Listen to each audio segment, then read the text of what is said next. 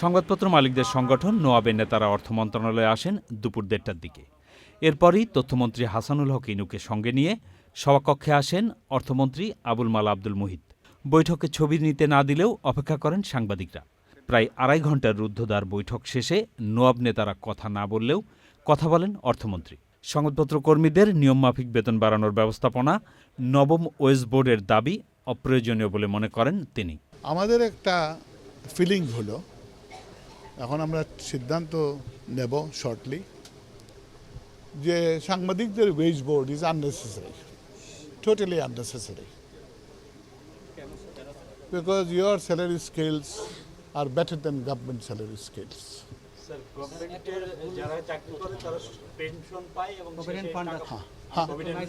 But you have provident fund. हाँ, provident fund আছে।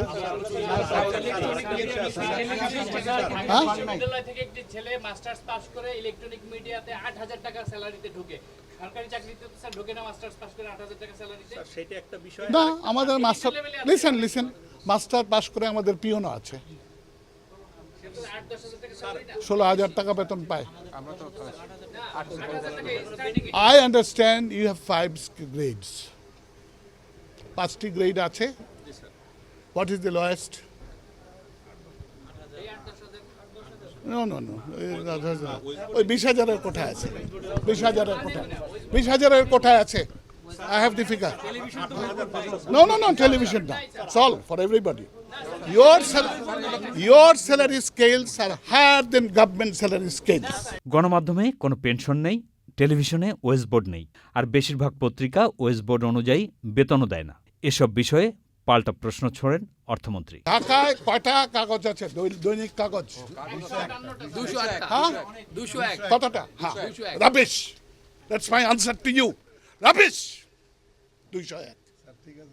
১৫টা হবে কিনা আমার সন্দেহ আছে, ২০টা হতে পারে বড় জোর। এই যে কতটা ৫০০ কতটা কি আছে খবরের কাগজ, অল বোগাস।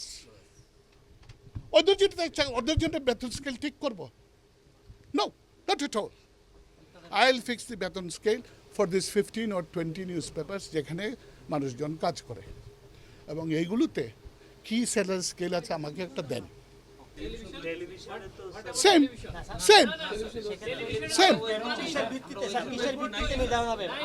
হ্যাঁ, তাহলে কথা টেলিভিশন বন্ধ মরে যাবে, which is desirable for the country. মারা যাবে। হ্যাঁ, দুনিয়ার কোনখানে এতগুলো টেলিভিশন স্টেশন আছে, কোন দেশে?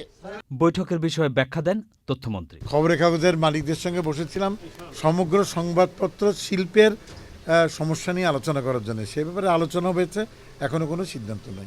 অর্থমন্ত্রী জানান, নবম ওয়েজ বোর্ডের বিষয়ে এখনো কোনো সিদ্ধান্ত হয়নি, এজন্য সাংবাদিকদের কাছে আরও তথ্য চেয়েছেন অর্থমন্ত্রী। সঞ্জয় চাকি, চ্যানেল আই, ঢাকা।